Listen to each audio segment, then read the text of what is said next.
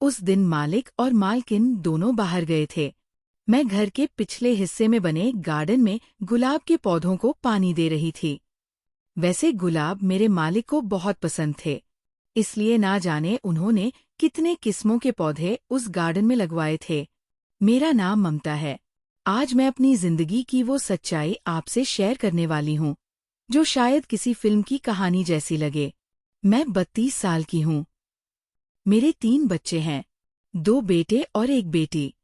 पर पिछले 7 सालों से जिस घर में मैं काम कर रही हूँ, वहाँ के मालकिन और मालिक को कोई बच्चा नहीं है। मेरी मालकिन की शादी को अब 8 साल गुजर चुके हैं।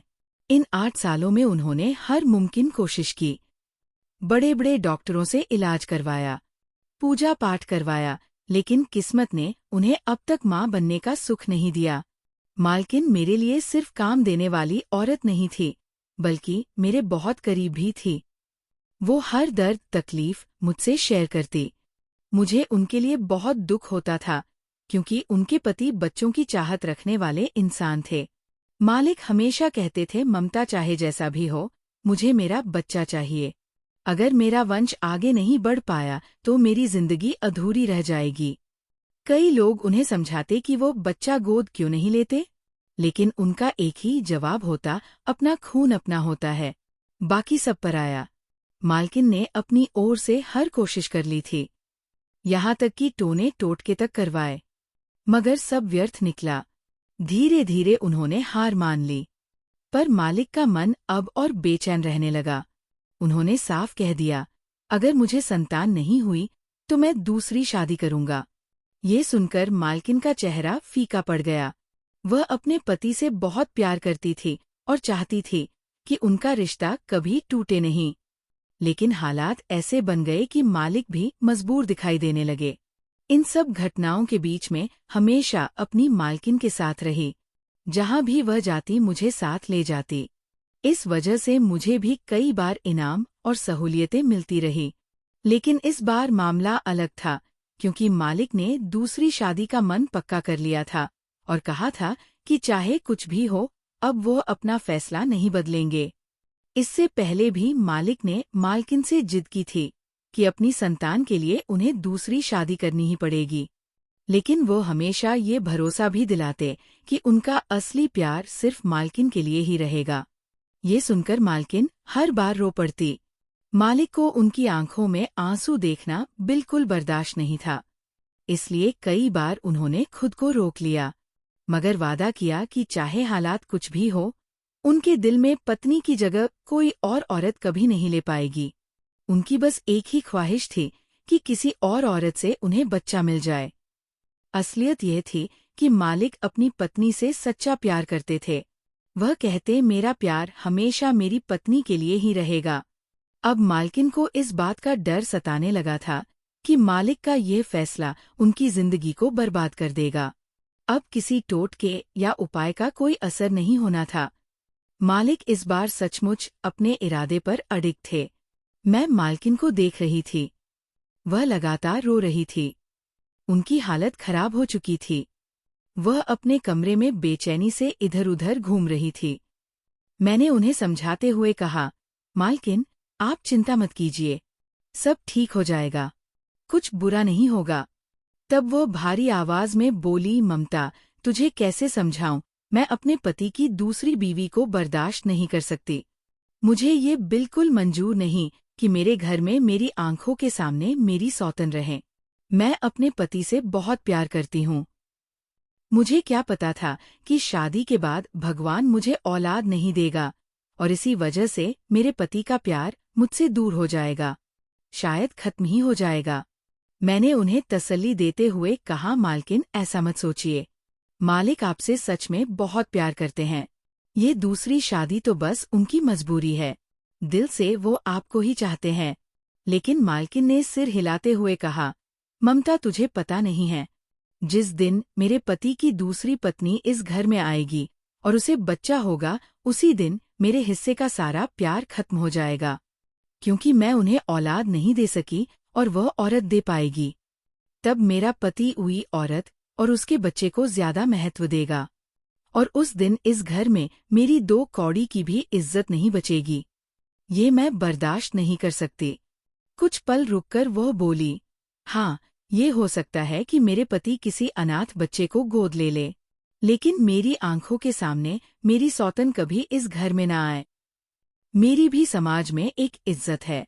मैं एक बड़े व्यापारी की बेटी हूँ।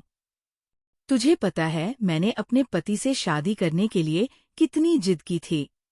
मेरे माँ बाप तो इस रिश्ते के लिए राजी ही नहीं थे। अगर उन्हें अब ये बात पता चली तो वह भी कहेंगे कि ये सब मेरी जिद का नतीजा है, और तब मैं उन्हें कुछ भी जवाब नहीं दे पाऊंगी। उनकी आंखों से लगातार आंसू बह रहे थे। वो आगे बोली, मेरे पति के दोस्त भी उन्हें यही सलाह देते रहते हैं कि दूसरी शादी करो ताकि तुम्हारा घर परिवार पूरा हो जाए। लेकिन अगर ऐसा हुआ तो मेरी जो थोड़ी बहुत इज्जत बची है वो भी खत्म हो जाएगी। मैं ऐसा कभी नहीं होने दूंगी। चाहे मुझे कुछ भी करना पड़े, मैं जरूर कोई रास्ता निकालूंगी। इतना कहने के बाद वह चुप हो गई। कमरे में इधर उधर टहलते टहलते अचानक रुक गई और अजीब सी नजरों से मेरी तरफ देखने लगी। मैं भी उनकी आंखों में झांक रही थी। मेरे मन में सवाल उठ रहा था कि आखिर मालकिन को अचानक मुझसे क्या चाहिए? वो मुझे इस तरह क्यों देख रही है? तभी उन्होंने अचानक मेरा हाथ पकड़कर मेरी आंखों में देखते हुए पूछा, ममता, क्या तू मेरी मदद कर सकती है? उनका सवाल सुनकर मैं चौंक गई। मैंने तुरंत जवाब दिया, मालकिन, आपको मुझे पूछने की जरूरत ही कहाँ है? मैं तो हमेशा ही आपके लिए हर काम करने को तैयार रहती हूँ। आप बस कहिए, मैं आपकी मदद करूंगी। ये तो मेरा फर्ज है। मैं आगे बोली, आप निसंकोच बताएं। आपको किस बात में मेरी मदद चाहिए? मैं पूरी कोशिश करूंगी।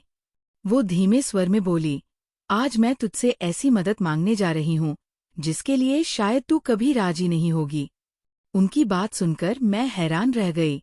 मुझे लगा आखिर ऐसा कौन सा काम हो सकता है जिसे मैं करने से इनकार कर दूंगी। मैंने तुरंत कहा, मालकिन, मैं आपका हर हाल में साथ दूंगी। आपने ऐसा क्यों सोचा कि मैं आपकी मदद नहीं करूंगी? मालकिन गंभीर होकर बोली, ममता, जो बात मैं तुझसे कहने जा रही हूँ वो सुनना भी तेरे लिए मुश्किल होगा और करना तो और भी मुश्किल। शायद तू साफ साफ इनकार कर देगी। उनकी ये बातें सुनकर मेरे अंदर घबराहट बढ़ गई। आखिर ऐसा क्या हो सकता है?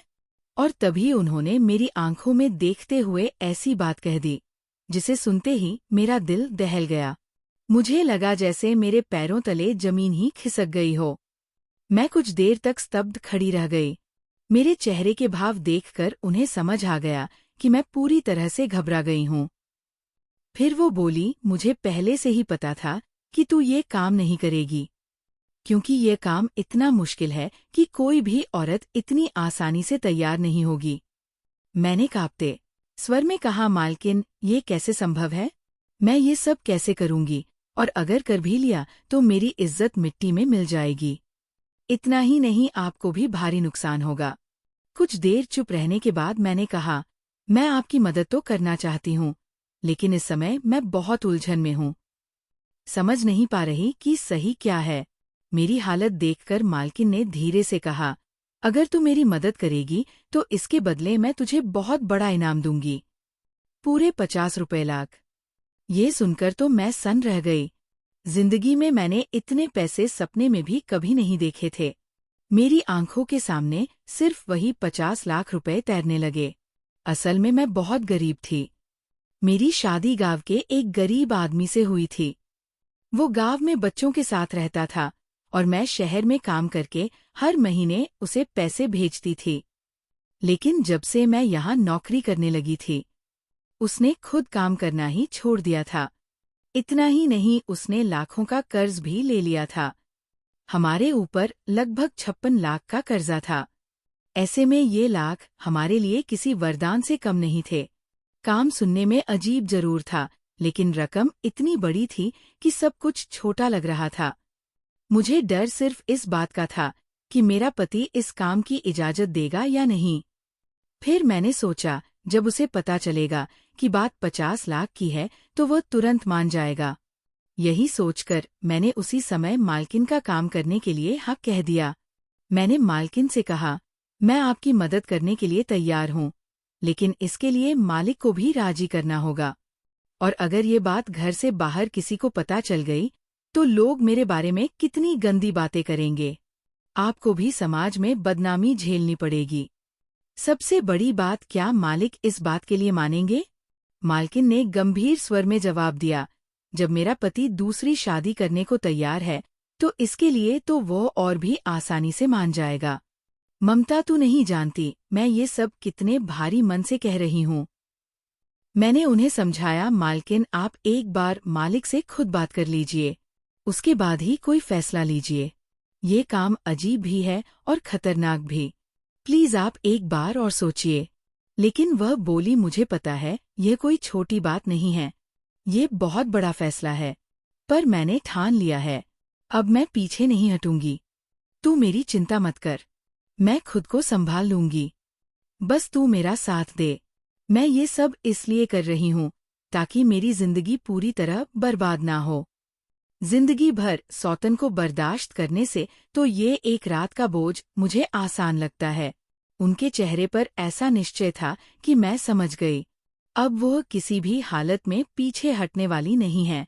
उन्होंने साफ कहा, मैं अपने पति की दूसरी पत्नी को जिंदगी भर बर्दाश्त नहीं कर सकती, लेकिन सिर्फ एक रात के लिए किसी और औरत का होना ये मैं सह सकती हूँ।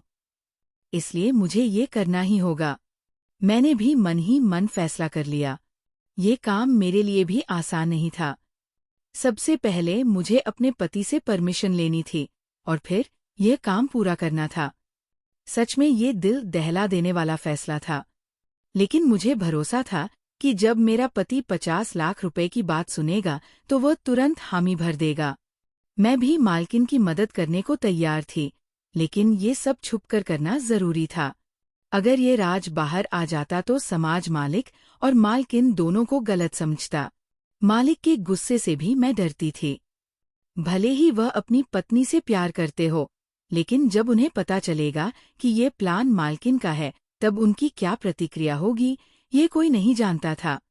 योजना अब तय हो चुकी थी। मैंने अपने पति को फोन मिलाया और उधर मालकिन मालिक के घर आने का इंतजार कर रही थी। असल में प्लान ये था, मालकिन ने कहा था, ममता तू मेरे पति से बच्चा पैदा करेगी।